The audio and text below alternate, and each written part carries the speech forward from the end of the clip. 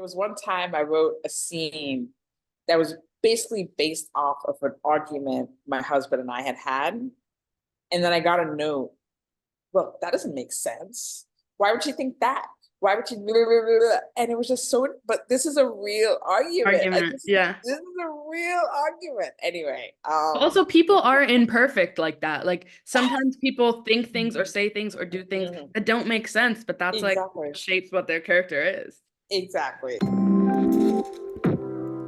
Hey guys, welcome to Walk the Talk, a show where I get to have conversations with curious creatives in entertainment and highlight the work of Black women across film, television, and music industries. We'll talk about getting started, creative purpose, lived experiences, influences, and a bunch of other stuff you may be curious about. Today, I'm joined by the multi-hyphenate director, writer, producer, nicknamed the Shonda Rhimes of Africa, Nicole Amarteifio.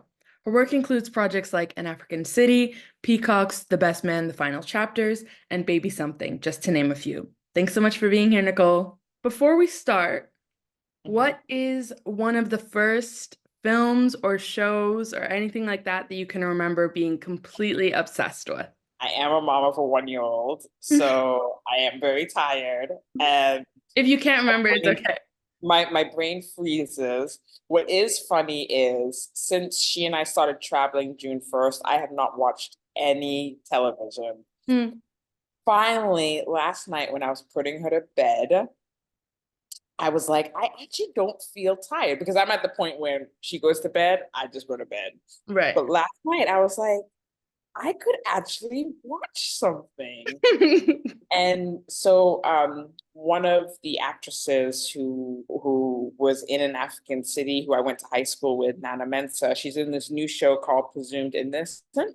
And it just felt so good to go to Apple TV and turn on the first episode and have my cup of cookie dough and just watch an episode. Yeah, And so turn yeah, off the brain, like fully immerse exactly, yourself. exactly. I'm looking forward to the rest of the series. Again, more recently, I want to say I loved Swarm.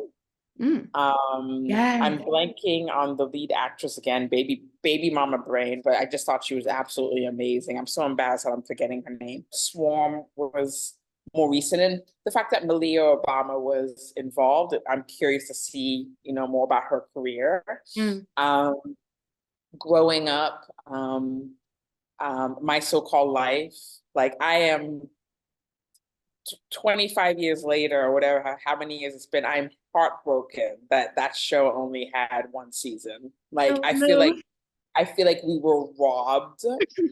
And if people can come back and do a part two with Jared Leto and Claire Danes, like maybe they could be like, the rich uncle and auntie in the show or something. But yeah, that show, it was heartbreaking to me. I still feel the heartbreak that it only had one season. I So I mean, guess that's anytime you like really find a show, you just find it out of nowhere and then you get obsessed with it. And then it always turns out to be something like that. Like, oh, it had yeah, one season and it was going to be another season and then it gets canceled or yeah, something. And you're just yeah, like, yeah, yeah, yeah. I mean, with My So-Called Life, it made no sense because this is before all. I mean, right now, TV and film is just very weird. But I mean, 25 years ago, I mean, there weren't that many. There was no Netflix. There weren't that many options. So it just seemed like if you had a good show, you just keep it going. So that to me is a mystery that only had one season, and I felt like it was just so relatable. Like as a teenager, like things that Angela said, she articulated feelings and thoughts I had that I did not know how to articulate. So I just, and her and Jared, oh my God. Yeah. There's so many shows. With Cosby Show, even though it's hard to talk about Cosby Show these days, but I did love, the Black family and the loving Black family. And I loved watching Ruby Huxtable, Living Single, Sex and the City. I mean, there was just, yeah, there was a lot of good TV. Friday Night Sister Sister, Hanging with Mr. Cooper. There was so much positive Black TV. I loved it. I loved yeah. it. So, can you briefly introduce yourself for everyone? Yes, my name is Nicole Amarteifio, and I'm a TV writer and filmmaker. based in Accra, Ghana. Yeah, that's me. 10 years ago, it's actually been 10 years now. 10 years ago, I created the show called An African City, which was dubbed by CNN and BBC as Africa's answer to Sex in the City. And it's been a fun ride ever since.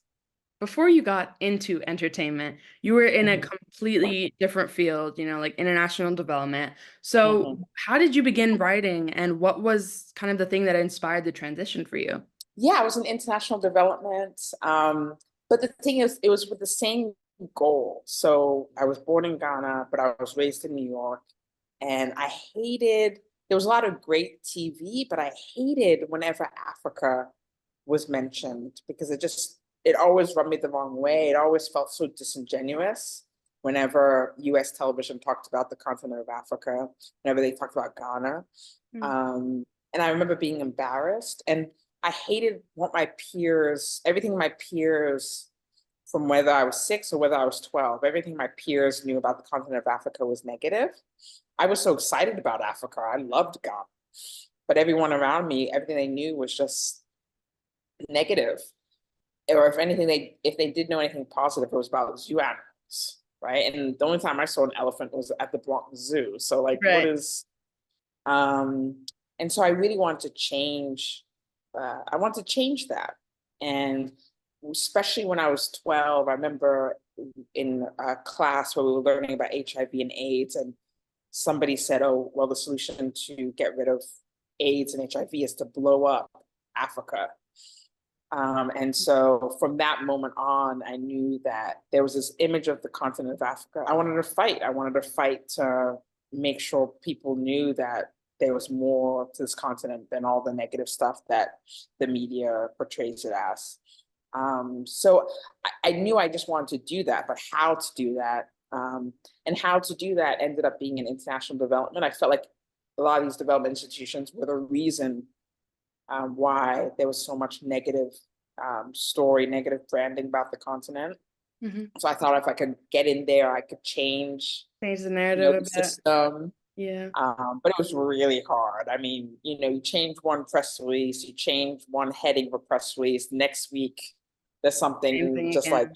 how are these people thinking about this way? Yeah. There'll be a press release where it makes, the development institution look like a savior of African people, quote Yeah. unquote. And it just, for the next week, you were dealing with more BS.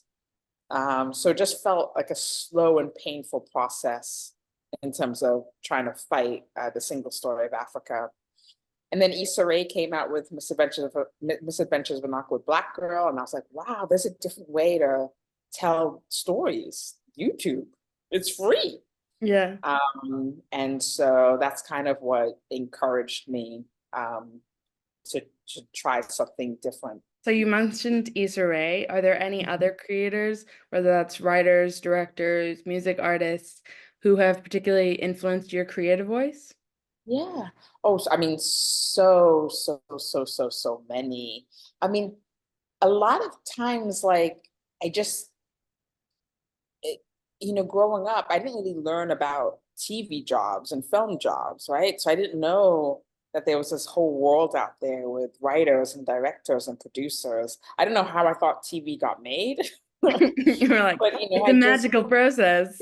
you know, just I just thought it showed up on my TV screen. Mm. Um, at the time I didn't grow up being like, oh wow, I love Mara Brock Akil. But now that I'm in the industry, I'm like, oh, so all the shows that I loved, like Girlfriends, and I want to say she started on Moesha, but like all these shows I've loved, like Mara Brock Akil was involved in Mm. birthing them and creating them and working on them and developing them. I loved Love and Basketball growing up. I watched Love and Basketball 5 different times in the movie theaters, different continents. I watched it in the States. I watched it in London. I just watched it all over the world, even. I love Love and Basketball. And so to know Gina and her husband were behind that. Yeah, there's so many people that I loved. The Best Man when it came out. That's Malcolm Lee. And then fast forward 20 something years later, I got to work with him on The Best Man, the final chapters, a limited TV series. And so, but there's so many people, and now there's a lot of my peers who are just inspiring, and a lot of my peers who I just hope they get a chance, like aspiring writers or writers who are just really hoping that one of their projects take off, like Lavetta Cannon and Lauren Andrea, and I admire Felicia from Honey Child. There's so many people who are more my peers or a little bit further ahead of me, but I'm so excited to see what happens with them. Yeah. And also, like, as they're coming out with stuff, or as they're, being a part of the creative process in general, like, you get to get inspired by what they're doing. And, I almost feel like this idea for Black women, which I found, is that if someone is able to do something and show up fully as themselves, then it kind of feels like you have the permission to do that as well. And so even if they're not like so far ahead of you in their career, if they're doing something that you maybe hadn't considered as possible for yourself, then you're just like, it kind of explodes your kind of lens of possibilities. It's like, okay, well, I could try that. I could do this too. And it's just, I love that. I love that. Emerging creators is awesome. Yeah, exactly. So can you walk me through how you go about developing new ideas for shows or films? Like, what does that kind of process look like for you? Depressing. No, it's depressing because, the creative part is so fun, and the creative part is so amazing and inspiring. And then you get to the business side of it, and it just, for me, I like to imagine shows that I've never seen that image on screen before. So before Swarm came out, I did have this pitch called Scorned Abigail about a Black female serial killer. Because I've never seen a Black female serial killer on TV before. I've seen, Black women who've killed, but not serial killers. Right. So for me, I just started imagining this world. And at this point, I felt like I was allowed to do that because 20 years ago, I just wanted to see positive images of Black people. But now that I've seen a lot, I've seen Sister, I've seen a lot of positive imagery of Black women.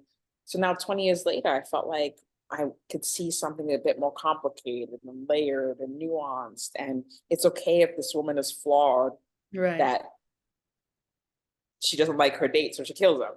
Like it's okay. Right. But I love having that permission to kind of create a character who's not good. Yeah. Or maybe she's good, but she does really bad things. Yeah. And so, I started writing it. At this stage of the industry, it's better not just to have a pitch deck, but to actually have a pilot script. So wrote a pilot script. Other projects too. Again, I've never seen on TV a show that has an Indian man in love with a Black woman. There's what Denzel Washington was in Mississippi Masala, so Black man who loves an Indian woman. But I've never seen a show with an Indian guy who loves a Black woman, or an Indian guy who the object of his affection is a Black woman. Right. All the Indian guys I've seen on TV, they're in love with white women. I mean, you name it, right? Name the show. It's like, oh, white chick is the object of his affection. And so based off my relationship with my own husband, I thought about Megan and Sunil. And I wrote a pitch deck and a pilot for that. So I'm all about just writing stuff that I've just never seen on screen before.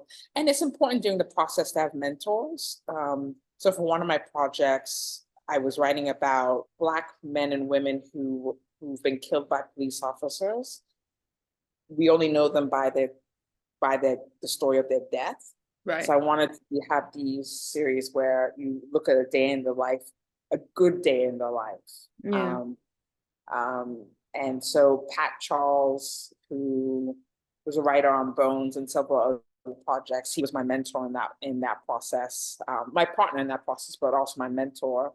But it's just so great to have a lot of mentors, or a few mentors, as you're developing it. And then, hopefully your agent or manager is able to get you some pitch meetings for these projects. And And that's when the business side takes over, and that's when it gets a bit more interesting. Right. Or not. Right. A little bit more, you're Mhm. trying to like, fight for your projects. And would you say, so obviously with An African City, it was very much based on like your upbringing and trying to bring a new narrative around, African women and Africa in general. So would you obviously say that your Ghanaian roots have influenced the types of stories that you want to tell? Yeah, yeah. I mean, everything. I mean, I live in Ghana, and so I tend to tell stories that are either from there or tell stories that are about marginalized communities or a marginalized story. So yeah, it 100% impacts everything I do. When it's, these very individualized, specific stories, how do you make sure that those types of things are able to connect with a broader audience? You know, as long as you keep making your story specific, you don't have to worry about anything else. If it's specific and true, other people will relate to it. Yeah. I mean, like when I watch TV shows like The Bear, I'm not a chef. I hate Yeah. to cook, you know, but I know about family issues, and I know what it's like to have a passion, and so there's other reasons why I connect to those characters, you know. But if you just really, I even think get even more specific, right? Like, I mean, for An African City, it wasn't just about Ghanaian women; it was Ghanaian American women who were born in Ghana, raised abroad, and now they're Came back. back. It was very specific, and I feel like the more specific I became with the story, the more universal the story was. Right. And you mentioned this before, but An African City starred actresses like Nana Mensah and Mamaye Boafo, and they've both gone on to find incredible success in Western entertainment. So when you're looking at kind of collaborating with people, whether that's actresses, producers, other writers, what are things that you're considering? And are you kind of looking at like the longevity that their careers will have, or is it more just of a connection that you guys have to be able to create together? Yeah, I mean, I think it's connection. I want to say An African City worked because those five women were just amazing talent who just needed to be given a chance, Mm. right? And connecting with talent and knowing that they need a chance and I need a chance. And so we're in this together. But I think in this stage, um, I probably don't come out and say this to potential partners, but I'm thinking it and thinking about how to talk about it is how do you deal with conflict? Mm. Because we're gonna have a great time, but when things get tough, how's that gonna be? Because things are gonna get tough, you know, when Mhm. you're Yeah. dealing with a network or a streamer and they say X and maybe you both disagree on how to move forward with it. That's, I think, really important with figuring out what kind of partnership you should pursue. I completely agree. I think if you are kind of entering into a partnership with some people who aren't on the same kind of not level, but like the same openness as you or willingness to share, then it can kind of like stifle creativity on either sides, and it can become harder to communicate Exactly. and share ideas and, make something better than what it could have been before, maybe. So can you tell me a little bit about your journey to signing with Issa Rae's agency, Color Creative, and how that sort of collaboration came about? God, life is just a bunch of chances. Talitha Watkins, who's the president of Color Creative, she knew about my work. She knew about An African City when it first came out.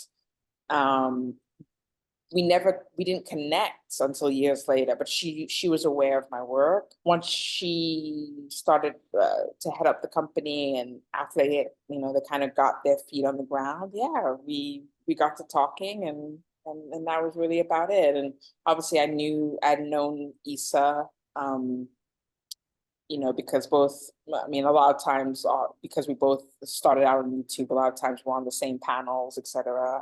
And so, yeah, it was an easy fit, and Talitha's been great. And yeah, but again, just chance. I think it was what I would say to other creatives, it's about putting your work out there.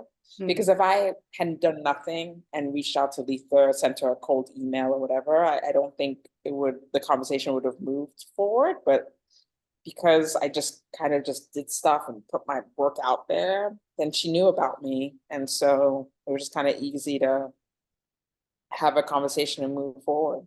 Awesome. Yeah. And your most recent project, Baby Something, just premiered at the American Black Film Festival. Congratulations.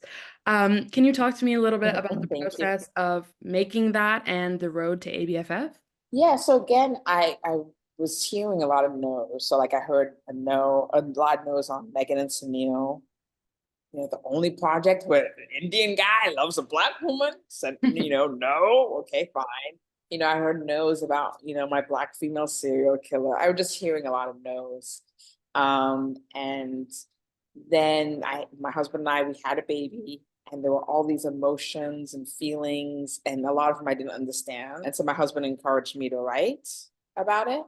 And so I did. And then I had a script, and I was like, oh, let's hire people.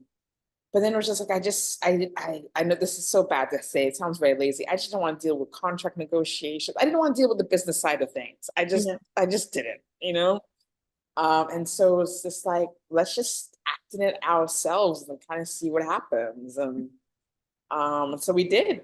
It was just, we acted in it ourselves, and we have a production company, so use all of my husband's equipment, and it was just me, my husband, and we used our baby, and we filmed something. I think we only spent $50 on the project. We spent $50 in one scene.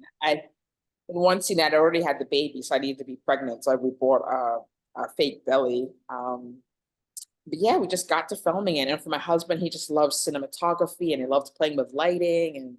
And for me, I got to play around with, authentic storytelling. And yeah, so we made it happen.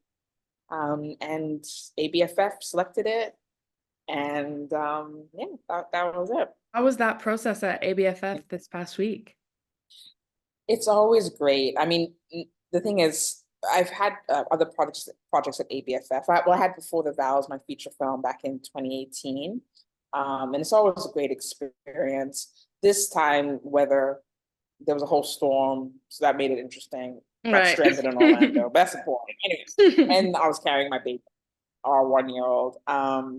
But yeah, ABFF is always, it's a great place for Black creatives. It's just such a supportive, encouraging place. I mean, the amount of people who stopped me on the street to say, I saw your short film. Oh my God, it was great. Just such an encouraging place, definitely. So this was obviously a deeply personal project. Did you have any kind of trepidation about telling such a deeply personal story? I mean, I do. I do, but what I've also learned is, when you're just so authentic about your story and so honest, the amount of people who return, the two-way conversation with such honesty. I mean, since I did some private screenings in Ghana, and I've learned so much about people. I've learned so much about some of my closest friends who I feel like if I hadn't put this in front of them, like it wouldn't have encouraged this kind of conversation. So basically about like colorism within families, and like I'm glad I put myself out there, because it's led to some really honest conversations between some people I love dearly. So yeah, I love it. And it's like you putting yourself out there and being open gave other people permission to be open with you. So it's like that's the best types of conversations. That's so awesome. You've also recently ventured into a new creative field. Well, writing has always been, your passion, but you ventured into songwriting. So what kind of inspired that shift? So again, it was during the pandemic. I had heard a lot of no's. And with TV and film, like you have to put a lot of money to turn a script into an actual product. But it just felt like with music, I could just write, and I don't have to meet any gatekeepers, and I could talk to some of my producer friends and make something happen for significantly less budgets. And so yeah, I just got to writing, and no one could tell me no. And so I did it. That's awesome. And I tapped into another side of myself. I tapped into a side of me that was, wanting to become a mother, but at the same time was learning about artists like Megan Thee Stallion. And yeah, I just got to explore another side of myself and made something happen with my husband and some other artists like Shia and Titi Owusu and my producer friend Jaso. And just made something happen. I didn't have to listen to anybody's no's. And you also, again, just put yourself out there, put the work Yeah, out there, and whoever's going to see it, then that's how they'll know you. exactly. So, as you touched on just a while ago, which is so true, as a Black woman in entertainment, there is a lot of gatekeeping, a lot of pigeonholing, a lot of comparison. I mean, you've been compared to the Shonda Rhimes of Africa. So, how do Mhm. you assert your unique voice and bring Mhm. visibility to your projects in an industry that often, treats Black stories like it's a quota to be met? How do I answer that question? I mean, it's tiresome. I wish that there was truly a network or a streaming platform that was really for us by us, like truly for us by us. Listen, I believe there should be a business side to creativity. Mm. Um, but can it be a business nice side to create? Like, does it have to be business and evil? Yeah. Does it really have to be all about like the bottom line to this extent? Because it seems to be really hurting the art. But I'm still trying to figure that out. I'm not sure if I'm really answering your question, but I'm trying to figure that out. I'm trying to find spaces where there's money, where they really care about the creator and what the creator's trying to do. So stay tuned for that. I'll figure it out soon enough. Keep us posted. Keep us posted. You've touched on, some of the setbacks in trying to get something developed.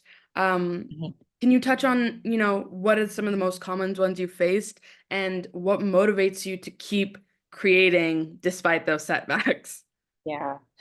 I mean, and again, these are questions I need to find a therapist and sit and talk to her about. I mean, what I will say is money always becomes a factor, Mhm. a setback, lack of it. I mean, executives have a lot of opinions, a lot of thoughts, a lot of notes, a lot of feedback, right? And there seemed to be a little bit of lack of trust for the creative, for Mm. the creator. Within African City, I used my own money. So I saved. I knew for years I wanted to do something. So I saved for years. But when it came to feedback, I mean, some of my best friends read the scripts and laughed out loud, and they gave me their thoughts. But I didn't have. If I had waited for some executive to think the script was perfect, it would never have gotten made. Yeah. In fact, I mean, after we launched the season finale on YouTube, I remember somebody wrote in the comment section, none of these characters had any character arc. Oh my God. And you're just like, listen, we're not perfect. Well, that's the thing. Like, I had, quite honestly, even as I had not even thought about that. I was like, whoops, good point. You're like, I'm learning on the You process.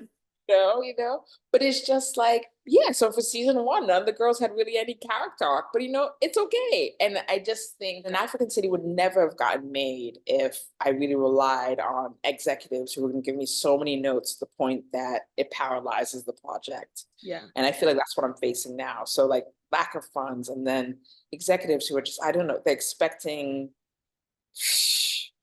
And the thing is, as long as the project is true, as long as there's an authentic voice, it's going to find its fan base. Right. So those are the setbacks as creatives. There's going to be money unless your dad is Bill Gates. And then, yeah, there's going to be a lot of feedback, a lot of notes, and you're just going to have to try to figure that out. And I if mean, you're a no-name person, I mean, I feel like when you're Barack Obama and you have your own production company, like, I'm not sure how many notes you're really getting, or maybe he is. I don't know. right.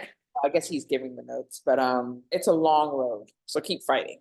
I think especially, when you say like no name, it's Yeah. really up to you to trust your voice and like Yeah. trust that whatever notes you do take and whatever Mm. changes you do make are still Yeah. staying true to the project that you wanted to make and staying Yeah. true to like what you're trying to say with the project. I've also received some really great notes, and I think somebody once said to me, there's a difference between notes that are your opinion and notes that are feedback. Right. Opinion is, oh my God, I mean, everybody's gonna have an opinion, like, Yeah.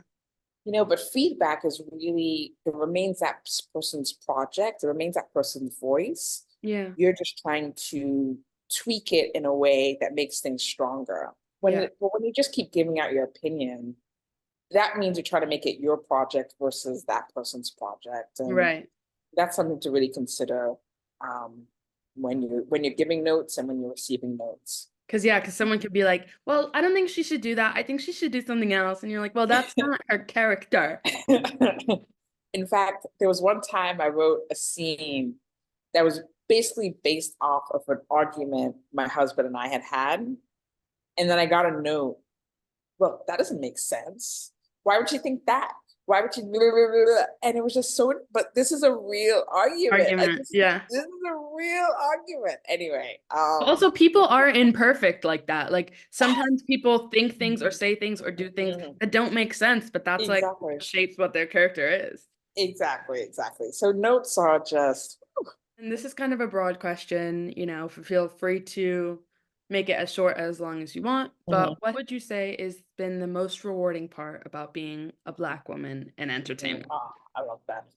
Just exploring myself more, exploring my heart, exploring my soul.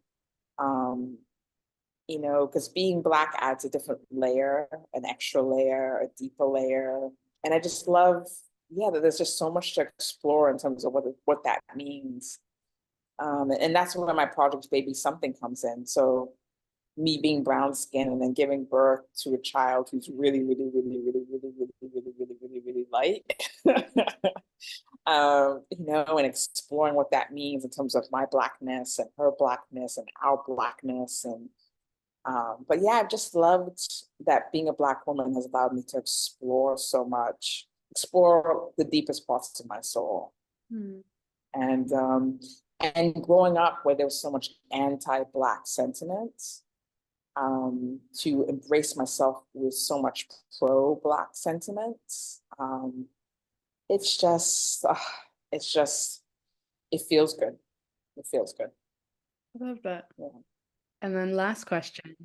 You could go back when you were just getting started in entertainment and give yourself any advice, what would it be?